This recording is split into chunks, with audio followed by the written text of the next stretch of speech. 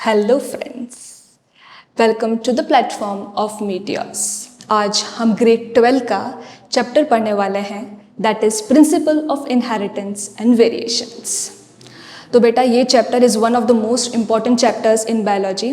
बहुत से बच्चों को इस चैप्टर में आता है डिफ़िकल्टी, बट हम आपके लिए पूरा इसको बना देंगे एकदम ईजी। बस मेरे साथ साथ आप नोट्स बनाते जाइए एंड यू विल फील कि बहुत ही ईजी चैप्टर है ये। तो सबसे पहले हम पढ़ेंगे ये कुछ टॉपिक्स जो एनसीईआरटी बुक्स में हैं। सबसे पहला बेसिक ऑफ जेनेटिक्स। इसमें हम पढ़ेंगे जेनेटिक्स के कुछ ऐसे कीवर्ड्स जो इस चैप्टर को पूरा अंडरस्टैंड कराने में बहुत हेल्प करने वाले हैं। एक ऐसे इंपॉर्टेंट टर्म्स जो अगर आप समझ जाओगे तो it would be make easy तुम्हारे इस पूरे चैप्टर को समझने के लिए। तो जेनेटिक्स के बारे में हम बेसिक कॉन्सेप्ट्स पढ़ेंगे। फिर है introduction of Gregor Mendel. Gregor Mendel बेटा वो साइंटिस्ट थे जिन्होंने बहुत ही अच्छा अपना एक कंट्रीब्यूशन दिया था in the world of genetics. उन्होंने बहुत सारे हाइब्रिडाइजेशन प्रोसेसेस किए थे जिससे हमें पता चला कि कितने अलग अलग तरीके की चीज़ें हम डिस्कवर कर रहे हैं। फॉर एग्जाम्पल, अगर हमने कोई भी कैरेक्टर लिया अबाउट हाइट, अब हाइट टॉल भी हो सकती है, ड्वार्फ भी हो सकती है, तो ये हमें कैसे पता चला? बिकॉज ग्रेगर मेंडल ने बहुत सारे एक्सपेरिमेंट्स किए थे अबाउट हाइब्रिडाइजेशन, जो हम डिटेल में इस चैप्टर में पढ़ने वाले हैं। थर्ड हमारा टॉपिक है that is Mendel law of inheritance. Mendel ने जब अपनी स्टडी करी थी तो उन्होंने कुछ लॉ हमें बताए थे जो हेल्पफुल रहेंगे वेरिएशंस पता करने के लिए अबाउट हम किस ऑर्गेनिज्म पे बात कर रहे हैं। Then come about monohybrid cross. तो बेटा ये 4 टॉपिक है जो आज की वीडियो में हम कवर करने वाले हैं। नेक्स्ट जो हमारा स्लाइड होगा that would be on law of dominance.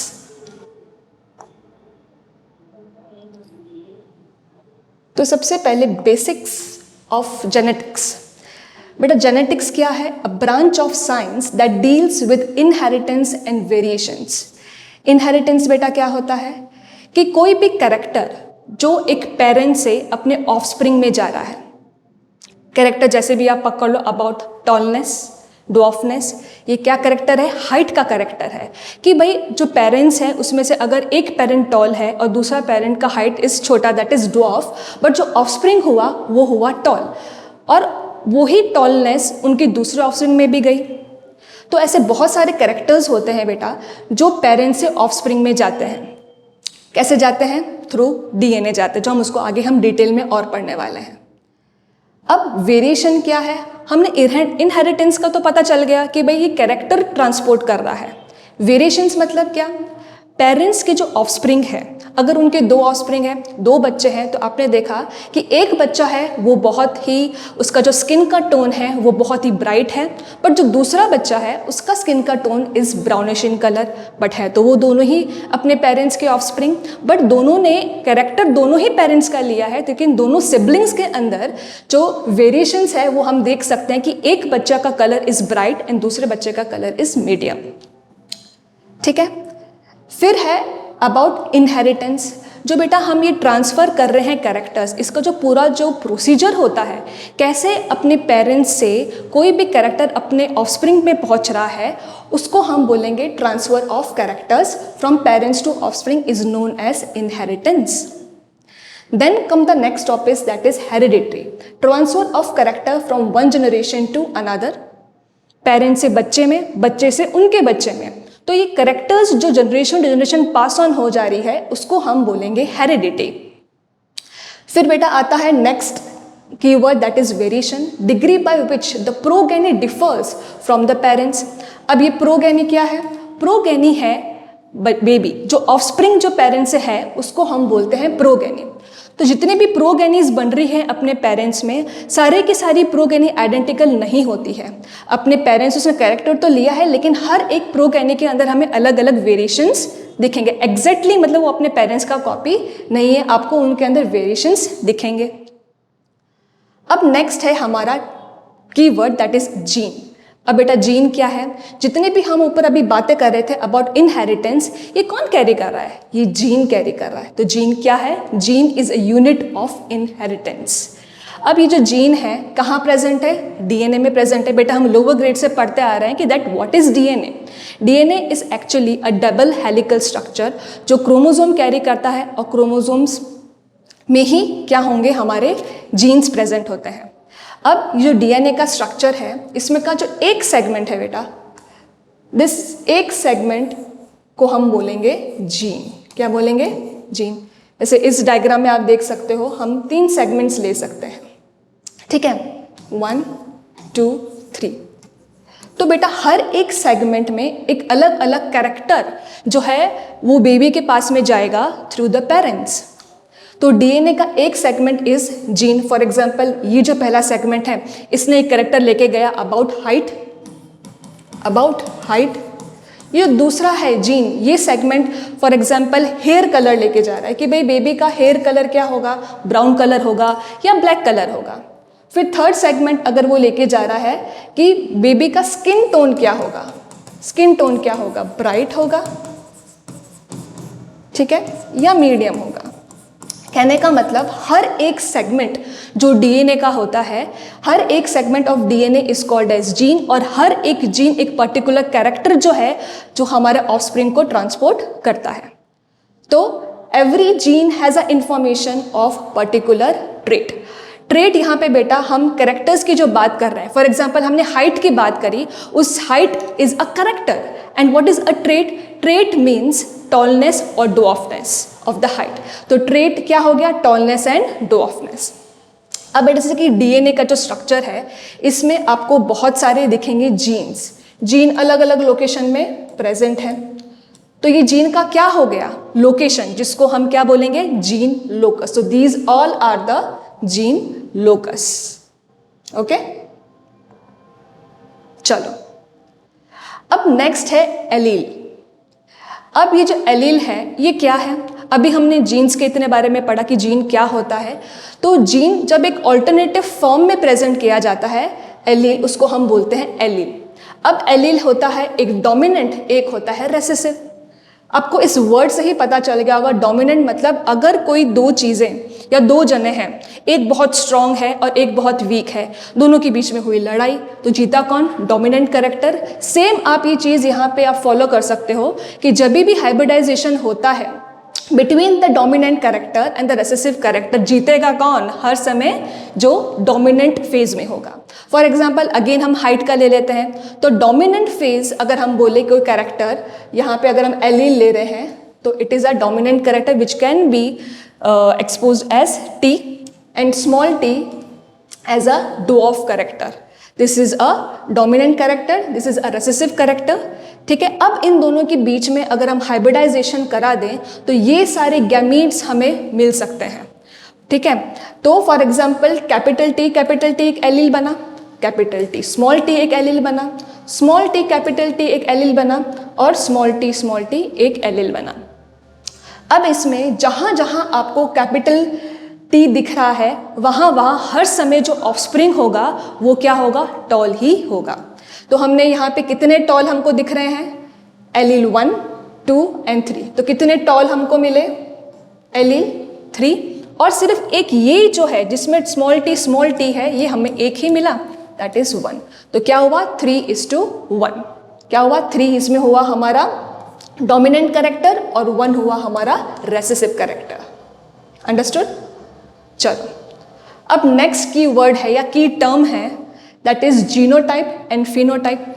अभी जितना हमने पढ़ा आपको पता चल चुका होगा कि जो मैं टी के बारे में बात कर रही हूँ, capital T small T, it is about the alleles of the character height, जिसमें टी एक डोमिनेंट कैरेक्टर है और small T is a recessive character. ठीक है, तो जीनोटाइप हर समय इन एलील से बनते हैं। ठीक है, जैसे कि for example capital T small T and small T. ये क्या है? जीनोटाइप, जिसको मैं देख के बता सकती हूँ कि ये अगर एलील है तो ऑफस्प्रिंग जो होगा that would be taller in height, ये भी टॉलर इन हाइट, और ये होगा would be in a dwarf condition. तो ये क्या हुआ? जीनोटाइपिक एक्सप्लेनेशन हुआ। फिर हुआ हमारा टाइप दैट इज फिनोटाइप। अब फिनोटाइप क्या है? फिजिकल कैरेक्टर्स जो भी हमें कोई भी ऑफस्प्रिंग को देख के मिले, that is called as phenotype. कि भाई इसकी हाइट क्या है, अरे यार ये तो लंबा है, अरे ये तो छोटा है, इसका हेयर का कलर इज ब्लैक, इसका हेयर कलर इज ब्राउन। तो ये फिजिकल स्ट्रक्चर्स है जो हमें फिजिकली बाहर से दिखेंगे। तो these characters are called phenotype. Hope आपको अभी तक यहाँ तक समझ में आया होगा अबाउट जीनोटाइप एंड फिनोटाइप। तो जितने भी फिजिकल कैरेक्टरिस्टिक्स होते हैं कोई भी organism related to height, colour is called as phenotypes. और जीनोटाइप जो जेनेटिक मेकअप है कोई भी ऑर्गेनिजम्स का, that is called as genotypes. अब नेक्स्ट है हैप्लॉइड और डिप्लॉइड। बेटा इसके पहले आपको पता होना चाहिए कि ह्यूमन बींग्स फॉर एग्जाम्पल उसमें कितने सारे क्रोमोसोम्स होते हैं। हमारे पास हमारे ह्यूमन बींग्स में टोटल होते हैं 46 क्रोमोसोम्स, या आप बोल सकते हो 23 पेयर्स। ठीक है, अब उस 46 पेयर में से सारे के सारे क्या होंगे? डिप्लॉइड। क्या होंगे? डिप्लॉइड। मतलब हर एक क्रोमोसोम की क्या है? एक दूसरी कॉपी है, तो वो होगा डिप्लॉइड। लेकिन जो सेक्स क्रोमोसोम्स होते हैं हमारी बॉडी में, फॉर एग्जांपल स्पर्म एंड ओवा, वो होंगे हैप्लॉइड कंडीशन में, मतलब उनका कोई पेयर नहीं होगा। तो जो क्रोमोसोम पेयर में नहीं है उसको हम बोलेंगे हैप्लॉइड, और जो क्रोमोसोम पेयर में है उसको हम बोलेंगे डिप्लॉइड।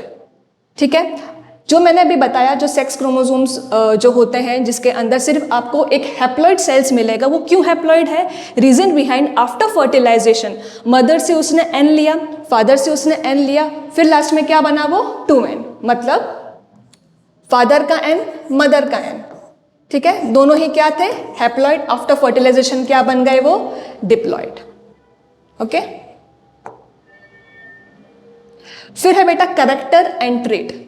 जैसे हम अभी तक पढ़ते आ रहे हैं कि कैरेक्टर जैसे कि feature of individual, example stem height. भाई कोई भी प्लांट है उसका जो स्टेम का हाइट है क्या होना चाहिए? वो उसका कैरेक्टर है। अभी ये नहीं पता कि हाइट कैसा होगा, वो टॉल होगा कि ड्वार्फ होगा, बस एक कैरेक्टर हमारे सामने है कि भाई स्टेम का हाइट क्या है। बट उस कैरेक्टर को हम डिस्टिंग्विश कैसे कर सकते हैं दूसरे प्लांट से कि भाई इसका जो हाइट है वो टॉल है, दूसरे का क्या है? डॉर्फ। तो हम इस ट्रेट से क्या कर पा रहे हैं? डिस्टिंग्विश कर पा रहे हैं between the plants, that is tall and dwarf. Okay, फिर है होमोजाइगस एंड हेट्रोजाइगस। होमोजाइगस जो होते हैं दैट इज ट्रू, एंड हेट्रोजोगस होते हैं एलील्स, दे आर इम्प्योर। मतलब कोई भी दो एलील अगर हमने ले लिए, यहाँ पे आपको 3 टाइप्स के दिख रहे हैं एलील। अब इसमें ये जो एलील है दोनों ही क्या है? Capital B, capital B. तो ये क्या हो गए? होमोजोगस। क्यों? बिकॉज दोनों एलील सेम है, दोनों ही कैपिटल बी है। ठीक है, यहाँ पे अगर तुम आओगे तो यहाँ पे भी आप देखोगे कि क्या है? यहाँ पे भी होमोजाइगस है। Why? Capital small B and small B, ये भी होमोजाइगस है। लेकिन यहाँ पे आप देख रहे हो कि एक कैपिटल बी है, एक स्मॉल बी है, तो ये क्या हो गया? हेट्रोजाइगस। जहां जहां सेम एलील्स है वो होंगे होमोजाइगस, जहां पे डिफरेंट एलील्स है वो होंगे हेट्रोजाइगस। जहां पे सेम एलील होमोजाइगस, जहां पे डिफरेंट इट इज हेट्रोजाइगस। अब बेटा नेक्स्ट है हमारा अबाउट गैमेट जो हमने पढ़ा। होमोजाइगस जो मैंने पहले एक्सप्लेन किया है, कैपिटल ए, स्मॉल ए दोनों एक जैसे दिख रहे हैं, तो क्या हो गए? होमोजाइगस। हेट्रोजाइगस में क्या होगा? एक कैपिटल टी है, एक स्मॉल टी है। ठीक है, अब एक कैरेक्टर के कितने एलील बन सकते हैं उसका एक फॉर्मूला होता है बेटा, दैट इज 2n। 2 मतलब और n मतलब है हमारा n, मतलब कितने पेयर्स है आपके पास में एलील के, दैट इज n। अब फॉर एग्जाम्पल ये एक कैरेक्टर है तो हो गया 2, पेन सेलेक्ट कर लेते हैं, तो हो गया 2। ठीक है, अब कितने इसके अंदर पेयर है? 1, तो एलील कितने बने? 2। फॉर एग्जाम्पल अगर मेरे पास में पेयर है 2, कितने हैं पेयर? 2, तो मैं क्या करूंगी? ऐसे करूंगी, और मेरे पास एलील अब कितने आएंगे? 4। जैसे कि ये रहा, मेरे पास में 2 पेयर है, T capital T small T, capital R and small R. ठीक है, अब मैं जब इसको फॉर्मूला से यूज करूंगी तो 2 बाय क्या होगा 2, क्यों 2 बाय 2 हुआ इस बार, बिकॉज हमारे पास में 2 पेयर हैं। अब इनके एलील्स कितने हो सकते हैं भाई, 4 हो सकते हैं। इसको अगर हम हाइब्रिडाइजेशन करेंगे पुनिट स्क्वायर से, जो मैं आगे आपको एक्सप्लेन करूंगी, ये होगा हमारा एक एलील, ये हुआ third allele, and this is the our fourth allele. Means you can follow this formula to find out कि हर एक पेयर के कितने एलील्स बन सकते हैं। ओके अब आ गए सबसे फेवरेट साइंटिस्ट जिसने बहुत ही अच्छा अपना कंट्रीब्यूशन दिया था in the world of genetics, that is Gregor Mendel. इन्होंने जब एक्सपेरिमेंट किया, किस पे एक्सपेरिमेंट किया भाई, गार्डन पी पे, मटर के दानों पे किया। कैसा एक्सपेरिमेंट किया, हाइब्रिडाइजेशन किया। ठीक है, कितने साल तक किया, 7 ईयर्स तक उन्होंने जो है गार्डन पी के ऊपर अपने एक्सपेरिमेंट्स किए, जिसको हम पाइसम सटाइवन भी बोलते हैं, जिसको बायोलॉजिकल नेम है। ठीक है, इन्होंने इनके ऊपर 7 ईयर्स तक वर्क किया। तो एग्जाम्स के अंदर बहुत बार ये पूछा जाता है कि कितने सालों तक जो ग्रेगर मेंडल है उन्होंने अपना एक्सपेरिमेंट किया था, दैट विल 7 ईयर्स। कब से कब तक किया, दैट इज 1856 टू 1863। अब साइंटिस्ट जो मेंडल थे उन्होंने पहली बार क्या किया, स्टैटिस्टिकल एनालिसिस भी किया और मैथमेटिकल बहुत सारे लॉजिक्स भी दिए थे in the discovery of genetics. इन्होंने 14 डिफरेंट जो प्लांट की वैरायटी है, ब्रीडिंग वैरायटी है पी की, उसके ऊपर वर्क किया।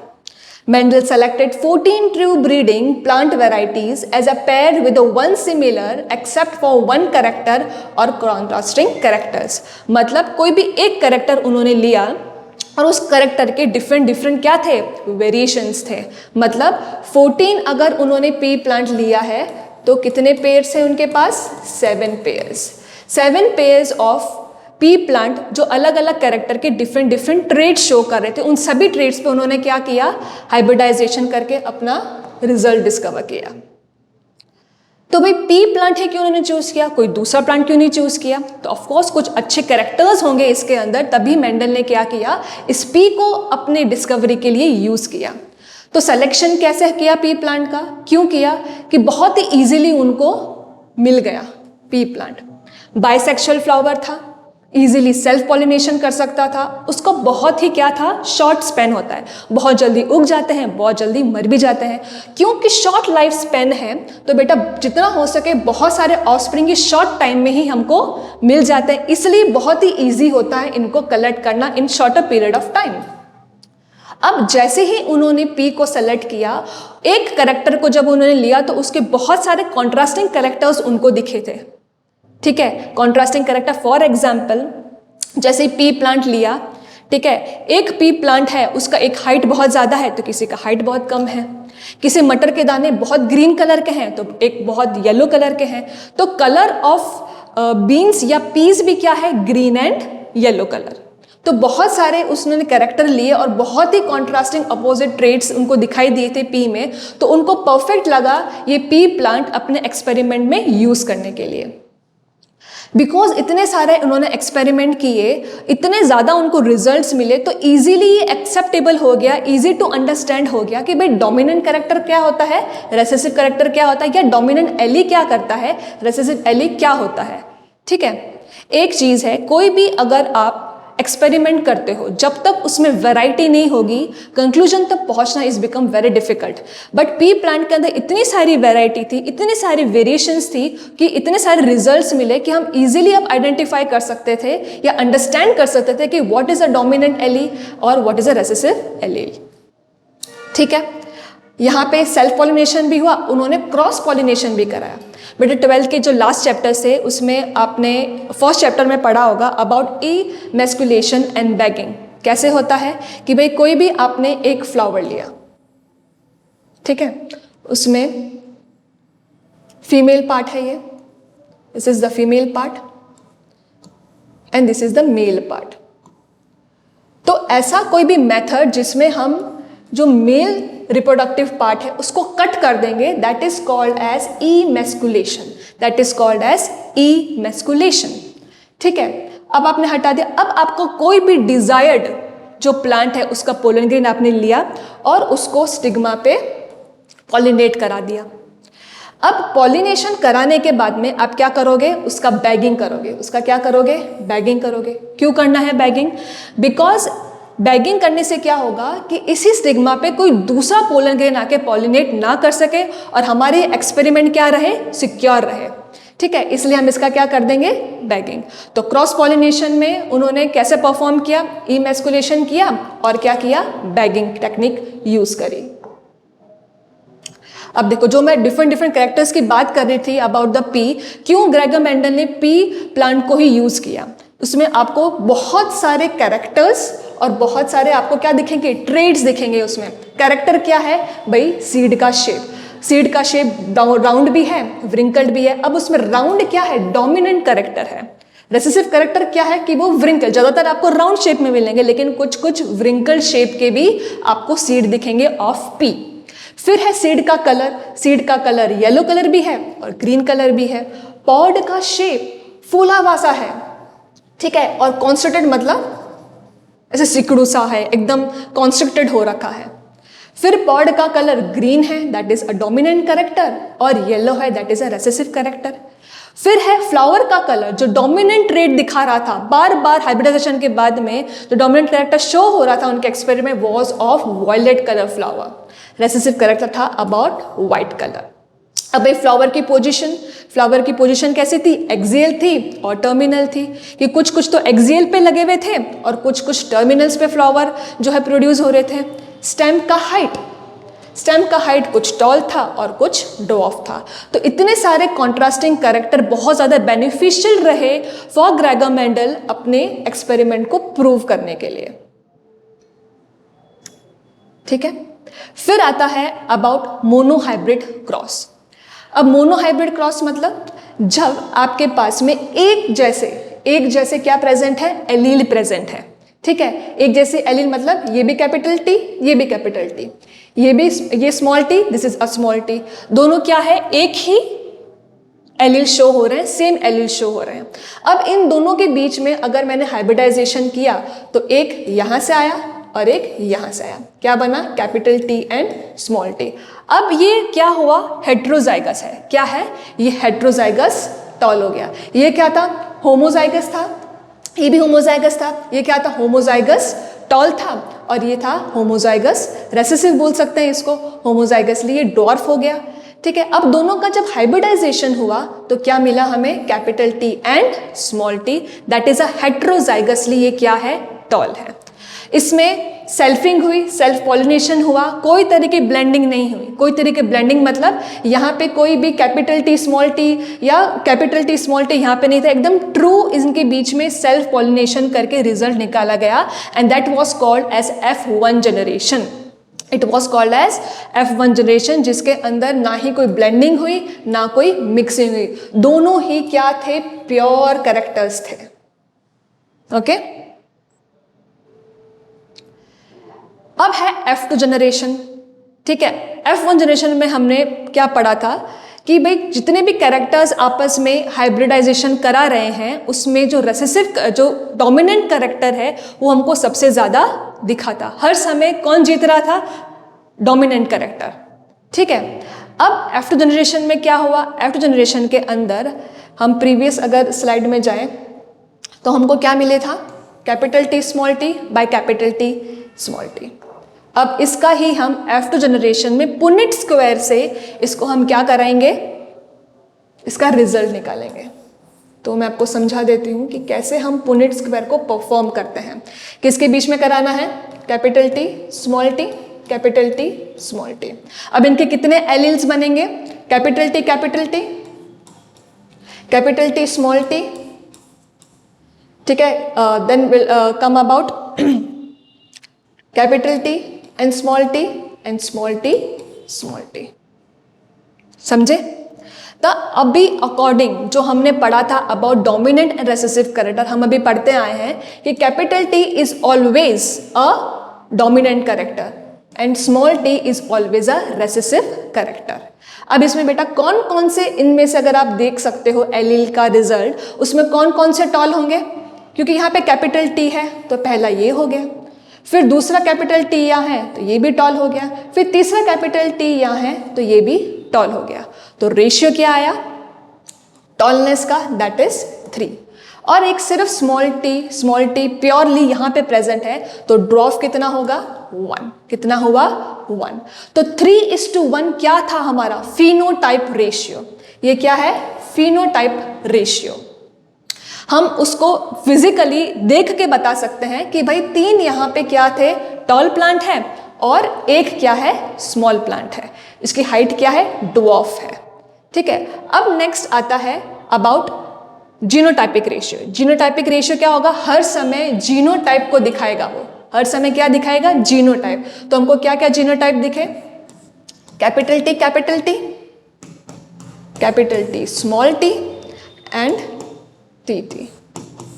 ये दोनों एक जैसे हैं तो हमने एक बार लिया, ये एक है, ये कैपिटल टी, ये दोनों एक जैसे हैं तो ये ले लिया, एक को ले लिया हमने that is capital T small T and this is one that is हमने ले लिया स्मॉल टी, ठीक है। अब मुझे बताओ अकॉर्डिंग टू जीनोटाइपिक रेशियो कितने कैपिटल टी यहाँ पे दिख रहे हैं, भाई एक दिख रहे हैं।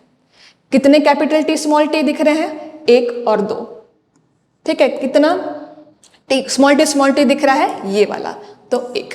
तो हम इसका रिजल्ट क्या निकाल सकते हैं कि भाई अगर आप जीनोटाइप रेशियो की बात करें तो होगा 3:1, ठीक है।